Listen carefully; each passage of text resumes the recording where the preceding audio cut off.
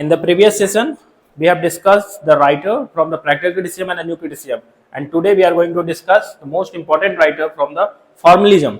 है ना? We have done with the formalism. Formalism देखे है ना पहले हम लोग? चलो, तो because it's a revision session, we have a very short period of time, so we have to discuss the more, है ना, in the limited time. So Victor Slawski, another most important writer from formalism, that is Victor Slawski. Victor Slawski.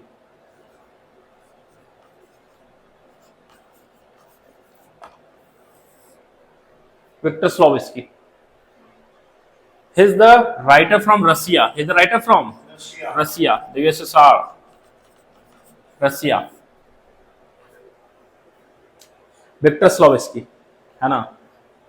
थोड़ा पता है नाम Victor Slawski, because the writer from Russia, है ना, Fyodor Dostoevsky, Anton Chekhov, है ना, ऐसा नाम आएगा, बोरिस चनबॉम, यूरी तन्यानोव, है ना, ऐसा नाम आएगा, लगेगा most complicated and most critical one. Okay, so Victor Slawski is known for giving the concept of defamiliarization.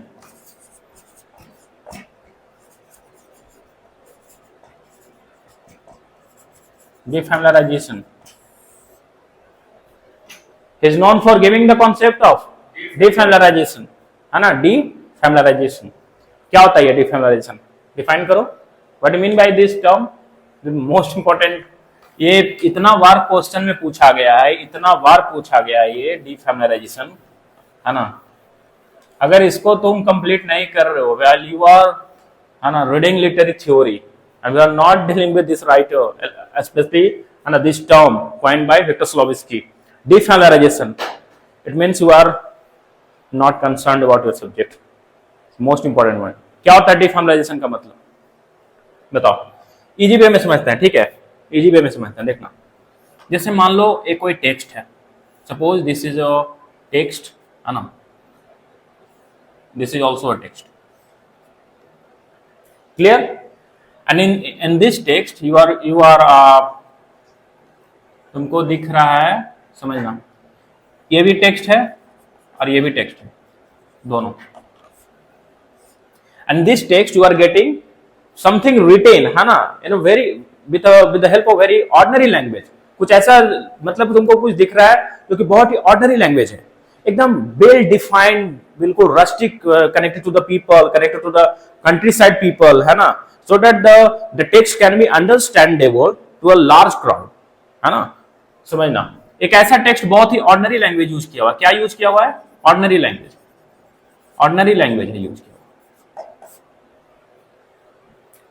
एक ऐसा टेक्स्ट जिसमें तुमको वर्ड्स जो है बहुत ही हार्ड वर्ड्स तुमको मिल रहे हैं, स्पेशली डीलिंग विथ स्टैंडर्ड, है ना. This text is maintaining it's standard, अपना स्टैंडर्ड मेंटेन किए हुए है. बहुत ही हार्ड वर्ड यूज किया हुआ है इसमें.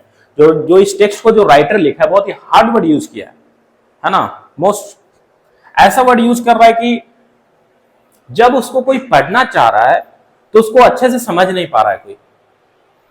You will see, है ना, in the literature there are many writers, है ना, who have written such kind of poem. Are you able to read the poem written by Alexander Pope? Are you able to read that? बताओ, पढ़ पाते हो आसानी से? Alexander Pope, Francis Bacon, William Shakespeare sonnets, John Milton Paradise Lost. Why? Because all those writers, they are actually maintaining the standards of the poetry, dealing with significance, dealing with magnificence, a standard, and a diction, great diction, and they are actually, using the very ponderous word, so that the text would definitely look different to the another text, to another part of literature, to another piece of literature. एक ऐसा text जिसमें ordinary language use किया हुआ है, एक ऐसा text जिसमें hard language use किया हुआ है. कौन सा लैंग्वेज यूज किया हुआ है? हार्ड लैंग्वेज, ठीक है. इसमें राइटर क्या अपना स्टैंडर्ड को मेंटेन नहीं किया, अपना स्टैंडर्ड्स को मेंटेन नहीं किया. No diction, no hard word, no कोई भी, मतलब कॉम्प्लेक्सिटी से कोई भी डील नहीं कर रहा, बिल्कुल normal, so that the people, है ना, people from the country side या फिर जो भी नॉर्मल पीपल है जो कि इंग्लिश को अंडरस्टैंड नहीं कर पा रहे हैं, उस हार्ड लैंग्वेज हार्ड वर्ड का मतलब नहीं समझ पा रहे हैं, तो इजी तरीका से समझेंगे.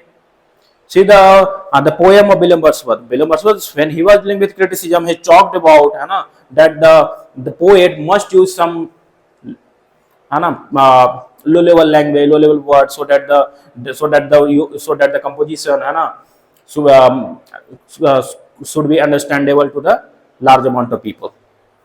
विलियम वर्ड्सवर्थ उसके बारे में बताया.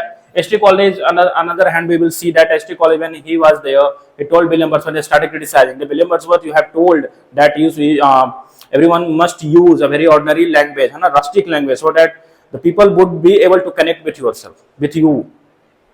बहुत ही नॉर्मल लैंग्वेज बोले. एसटी कॉलेज क्या बोला? नहीं, तुम जो बोले हो मैं इसको रिजेक्ट करता हूं. एसटी कॉलेज क्या बोला कि नहीं नहीं, he was a good friend of William Wordsworth, लेकिन कुछ ऐसा हुआ, अनबन हुआ, वो अपार्ट चला गया या पार्ट चला गया, है ना. तो एसटी कॉलेज क्या बोलता है कि मैं पूरी तरह से रिजेक्ट करता हूं. क्यों रिजेक्ट करता हूं? क्योंकि पोएट्री का कुछ अपना स्टैंडर्ड होता है. अगर तुम उसको अपने स्टैंडर्ड में नहीं लिखोगे ना तो पोएट्री तो नॉर्मल लगेगा. सो will you be able to find the basic difference between a poetry and a prose, or maybe would you be able to find the difference between the poetry and an ordinary language? Ordinary something written in a very normal way. तुमको difference मिलेगा. There is difference between the professor and the teachers or not? बताओ, कोई ऐसा difference है? Professor के बीच में और teachers के बीच में डिफरेंस होता है कि नहीं? टीचर है ना who can teach up to the class 12 and the professor who can teach up to the PhD, है ना, हायर एजुकेशन. दोनों में डिफरेंस है या नहीं है? So poetry is talking about the professors. कद ऊंचा होना चाहिए.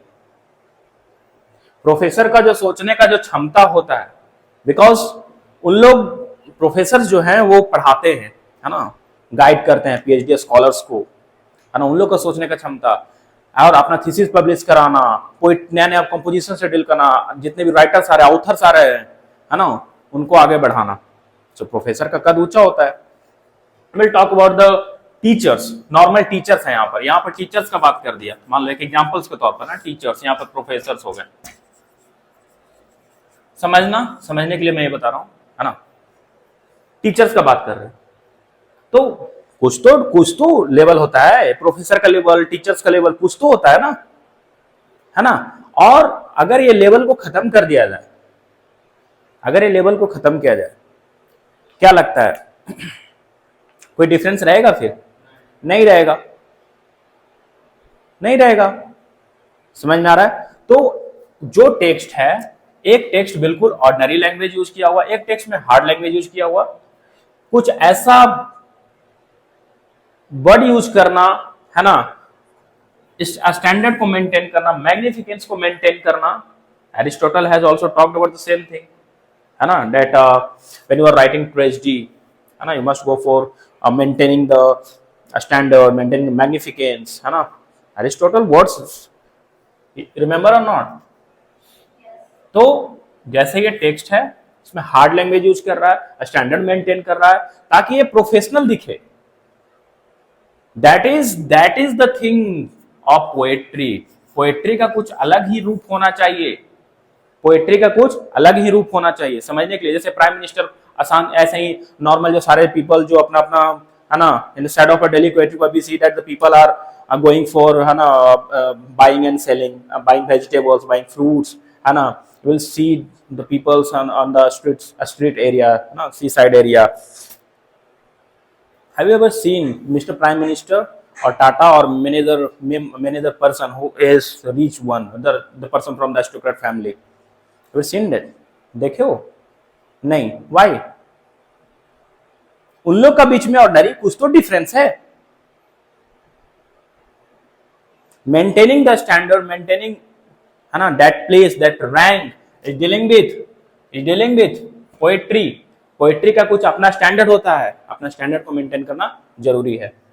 लेकिन इसमें नॉर्मल चलो. And here William Wordsworth came with his theories, है ना, लिरिकल बैलेड में वो बताया, preface to lyrical ballad dealing with 1800 publication में जो आया था वो. उस टाइम पे क्या था, विलियम वर्ड्सवर्थ क्या बोला कि go every poet, every writer must go for rustic language, है ना, so that the people from the countryside people है ना would be able to connect with that piece of literature, and the large amount of people will be able to read that, देखेंगे, समझ रहे हैं, और ज्यादा समझने ज्यादा लोग उसको जानेंगे, है ना, पहचानेंगे। समझ में आ रहा है? लेकिन पोएट्री का कुछ अपना स्टैंडर्ड होना चाहिए।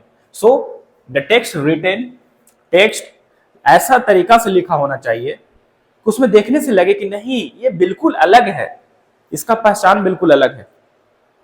समझ में आया? सो maintaining the standard is dealing with maintaining the standard of poetry. So this is the defamiliarization, means the object must look different from another, so the poetry must look different from those ordinary text. That is called defamiliarization. Clear? Yes. Defamiliarization by Victor Slowinski. And I have एक चीज तो मैं बताना भूल गया इसमें, है ना? Clear? This is clear? Okay. So this theory that is propounded by Viktor Slowinski, the writer from Russia. Okay, the theory that is defamiliarization. We have discussed this thing, defamiliarization. Defamiliarization was introduced, was actually propounded in which book? बताओ, defamiliarization किसमें हुआ था? किसमें ये बताया कर ये profound किया इस थ्योरी को?